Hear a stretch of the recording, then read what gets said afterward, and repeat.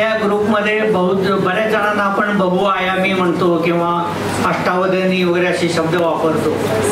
काही लोक इतक्या गोष्टी करत असतात की ते आम्हाला खरोखर आश्चर्य वाटते की एवढ्या गोष्टी करण्यासाठी ते वेळ कसा काढतात. तर त्यामधला एक आपल्या ह्याच्यातला जो फ्रंटलाईनला नेहमी असतो तो शैलेश कुलकर्णी आहे. तो इतक्या काही गोष्टी करतो की तो वेळ कसे मॅनेज करतो हे मला खरोखर एक आश्चर्याची गोष्ट आहे. आणि या वयामध्ये इतक्या ऍक्टिव्ह राहून तो हे करत असतो.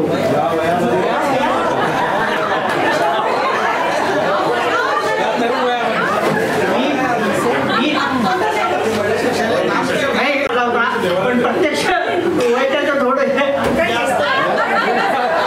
ठीक आहे. गेली 33 वर्ष तो अध्यापनाच्या क्षेत्रामध्ये आहे. इंजिनिअरिंग मॅथमॅटिक्स हा विषय तो प्रामुख्याने शिकवतो. आणि वाचन, लेखन, संगीत, गायन, पर्यटन अशा अनेक गोष्टी तो करत असतो. नाटकात अभिनय पण करत असतो. एवढ्या गोष्टी तो इतक्या करतो की काल मला असं कळलं की तिच्या बायकोने त्याला सांगितलं की आता नाटकं करायची नाही. त्या एका याच्यापासून त्याला आता सध्या तो मुक्त आहे. तर त्याला मी श्रेयानं सगळ्या बाबतीत एवढी गुप्तता ठेवलेली आहे की मी ज्याचं सूत्रसंचालन करतोय ते नक्की काय करणार आहे ते मला सुद्धा माहिती नाही. तर मी शैलेशला सांगतो की त्याने स्टेजवर यावं आणि काहीतरी करून म्हणजे काहीतरी वाचून दाखवतोय. एक विनोदी लेख आहे. ओके, लेख म्हणा, कथा म्हणा काही, आणि ती लिहूनच आणली आहे म्हणजे काही विसरायला नको म्हणून. त्याच्या आधी एक छोटासा डिस्क्लेमर देतो. डिस्क्लेमर असा आहे की ही काल्पनिक गोष्ट आहे, काल्पनिक कथा आहे, सिरियसली घेऊ नये.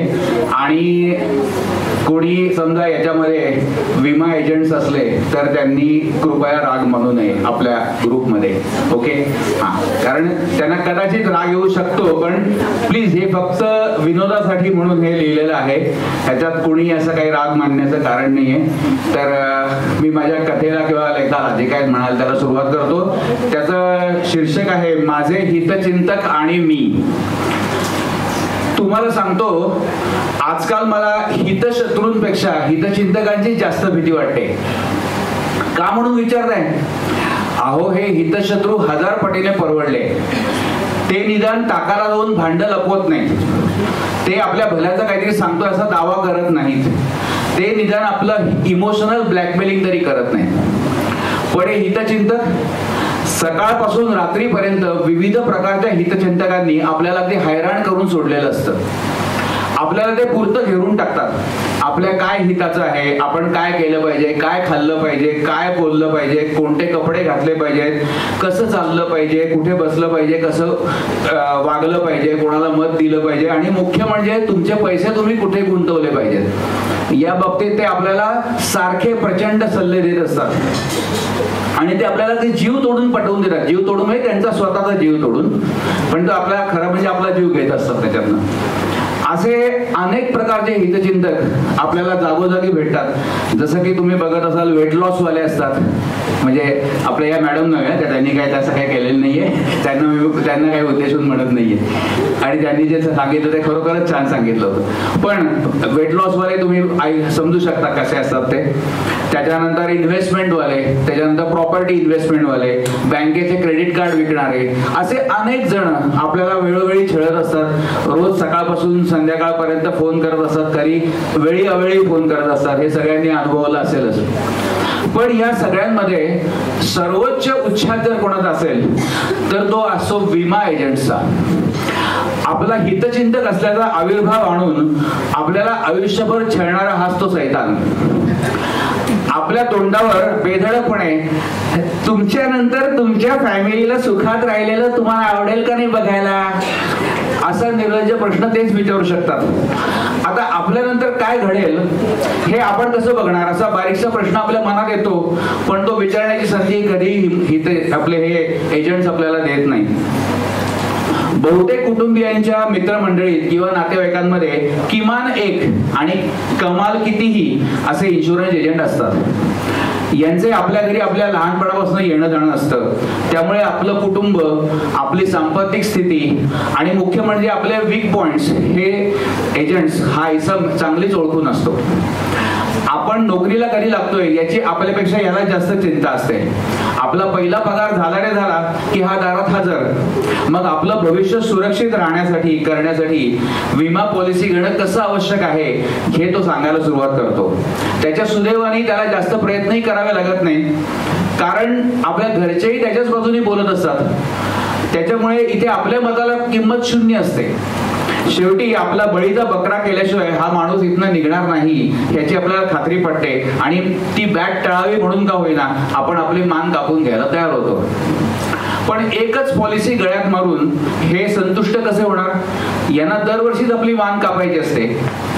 विमाधारक हा एक असा बकरा असतो की जो आयुष्यभर कितीही वेळा कापता येतो आणि तेही दरवेळेला त्याला मरणाची भीती दाखवून. कधी दिवाळी आली म्हणून, तर कधी यांचं मार्च एंडिंगचं टार्गेट पूर्ण व्हावं म्हणून. दिवाळीच्या आधी ही मंडळी आपल्या दारात हातात गिफ्ट घेऊन हजर झाली की पोटात गोळा येतो.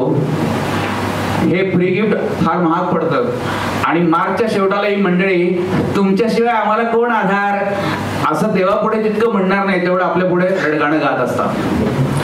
आपलं लग्न झालं आणि आपल्या संसारात मुलाबाळांचं आगमन झालं की आपल्यापेक्षा ही मंडळीच अधिक खुश होतात. आपल्याला भरपूर मुलं व्हावीत अशी त्यांची इच्छा असते. कायद्याने आपण एकच बायको करू शकतो हे आपलं नशीब. हे विमा एजंट्स आपले आधीपासूनचेच ओळखीचे पाहिजेत असं काही नाहीये. ते कोणाची ओळखी काढून आपल्या घरात घुसू शकतात. मागे एकदा माझ्या एका लांबच्या काकूच्या ओळखीने एक गृहस्थ तिला घेऊन सकाळी सकाळीच नाशिकवरून आलेले होते. आता नाशिकची माणसं किती आगळ बगळ असतं ते आपल्या सगळ्यांनाच माहिती आहे. तर त्याच्यामुळे ते तिकडून आले होते. म्हणजे तुम्ही बघा नाशिक म्हणल्यावरती ते नाशिक ते बाहेरच उभे होते. तर त्याप्रमाणे ते आलेच त्यांनी माझा ताबा घेतला. 3 वर्षाचे इन्कम टॅक्स रिटर्न्स, त्याच्यानंतर मी आतापर्यंत घेतलेल्या सगळ्या पॉलिसीज ह्याचं ते अगदी व्यवस्थित चिरफाड करत होते आणि ते सुद्धा नाश्त्यावर येथेच ताव मारता माझं फॅमिली इन्शुरन्स हवं त्यापेक्षा फारच कमी आहे हे ते मला वारंवार सांगत होते. म्हणजे असं बघा, समजा उद्या तुम्ही नसला म्हणजे समजा हो तुमच्या मुलाचं शिक्षण बाकी आहे, तुमच्या मुलीचं लग्न व्हायचंय. अहो पण मला मुलगी कुठे? अहो होईल की पुढच्या वर्षी होईल, त्यात काय अवघड आहे? तुम्ही दोघे अजून तरुण आहात. ही गोष्ट 15 वर्षापूर्वी बाय द वे. डोळे मिसगावत ते असं म्हणत होते. इकडे ती 3री पोळ्याची डिश संपली, समोर ती काजू कतलीची बॉक्स ठेवला होता, त्यांनी पण तळ गाठला होता. माझा संताप होत होता नुसता. पण काय करणार? न जन्मलेल्या किंबहुना तशी चाहूलही न लागलेल्या त्या निष्पाप जीवाच्या लग्नाची या गृहस्थांना किती काळजी होती बघा.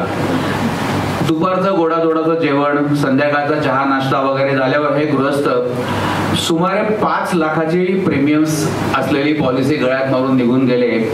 जाताना भेटू लवकरच, 3चे 4 होऊ देत आता पुढच्या वर्षी असं म्हणायला विसरले नाहीत. सुदैवाने त्यांची आणि माझी तोंड बघण्याची पुन्हा कधी वेळ आली नाही. लोचटपणा हा जर गुण असेल तर तो या विमा एजंट्स मध्ये अगदी काठोकाठ भरलेला असतो. राग, स्वाभिमान अशा फालतू भावनांना या मंडळींनी आपल्या मनातून कधीच हद्दपार केलेलं असतं. जास्तीत जास्त गळेपडू करण्याचं यांनी जणू ट्रेनिंगच घेतलेलं असतं. यांचा किती अपमान केला तरी तो स्वतःला लावून घेत नाहीत. पुन्हा निर्लज्जपणे हसत हसत आपल्या दाराशी उभे असतात. यांची पारखी नजर सदैव गिराईक शोधत असते. रस्त्याने जाताना दिसले तर आपण त्यांची नजर चुकवून जाऊच शकत नाही. हे मोठ्याने हाक मारून किंवा पाठीमागून येऊन आपल्या खांद्यावर दणदणीत थाप मारून आपल्याला पकडतातच. आपण घरात घेतलं नाही तर काय म्हणून ते आपल्याला ऑफिसात गाठतात. तिथे तर आपण त्यांना टाळूच शकत नाही. असा एका इन्शुरन्स एजंटचा आणि माझा एक सुसंवाद झाला तुम्हाला सांगतो. गुड मॉर्निंग सर, आज येऊ का? आता नको म्हणला तर तुम्ही जाणार आहात का? जोक्स भारी मारता तुम्ही. तुमचं फेसबुकवरचं लिखाण वाचतो मी, मस्त लिहिता. आता ही खरं म्हणजे साखर पेरणी होती पुढचं संभाषण चालू ठेवण्याची. हे कळण्यात न कळण्यात कमी आता बुद्धू राहिलेलो नाहीये. मुद्द्याचं बोला. काय काम काढलं? काय नाही, आपलं नेहमीच 5 लाख कमी पडतायत. म्हटलं चला कुलकर्णी सर आपलेच आहेत, नाही म्हणणार नाहीत. अहो मी काय तुम्हाला पैशाचं झाड वाटलो का? दरवेळेला कुठून आणू पैसे? तुम्ही आणूच नका, मीच तुम्हाला देतोय. जसं की हा स्वतःच्या खिशातनं माझे प्रीमियम भरणार होता. अहो तुम्ही माझे हप्ते भरताय, वा मग छानच होईल. तुम्हाला सांगतो, तुमच्याच आधीच्या पॉलिसीतनं पार्शियल विड्रॉल करायचे 5 लाख रुपये आणि त्यातून नवीन पॉलिसी घ्यायची.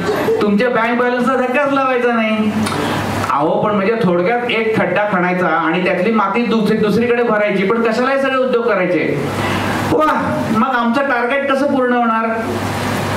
म्हणजे ह्यांचं टार्गेट पूर्ण होण्यासाठी आपण दरवर्षी नवनवीन पॉलिसीज घ्यायच्या, 3 वर्षाचे इन्कम टॅक्स रिटर्न्स द्यायचे, मग अर्धा दिवस सुट्टी घेऊन मेडिकल टेस्ट द्यायच्या, गरज नसताना हातात सुया खुपसून घ्यायच्या आणि यांना रक्त काढून द्यायचं, ट्रेडमिलवर जाऊन घाम गाळून द्यायचा. आणि हे सगळं कशासाठी?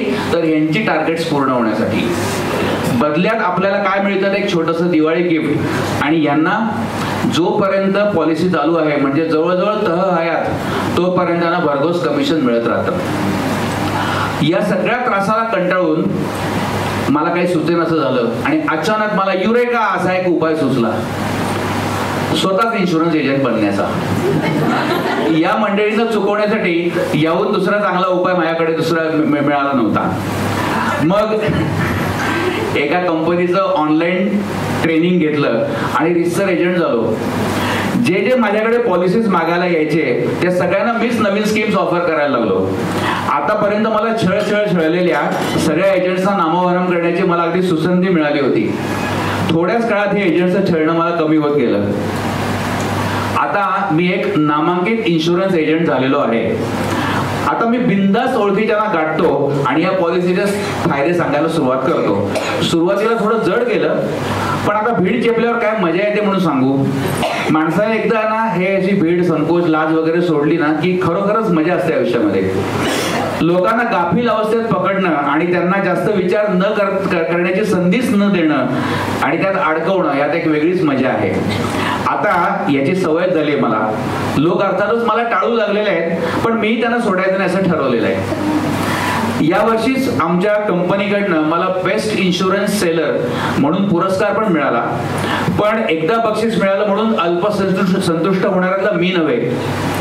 आता पुढची वाटचाल अधिक जोमाने करायची आहे. त्यासाठी मी फॉर्म्स घेऊन आलो इथे आणि तुम्हाला सगळ्यांकडे फॉर्म्स भरून घेणार आहे. सर्वांनी ते फॉर्म्स भरून द्या आणि त्याला घसघशीत रकमेचे चेक जोडा अशी मी तुम्हाला विनंती करतो. कळावे आपला हितचिंतक शैलेश कुलकर्णी.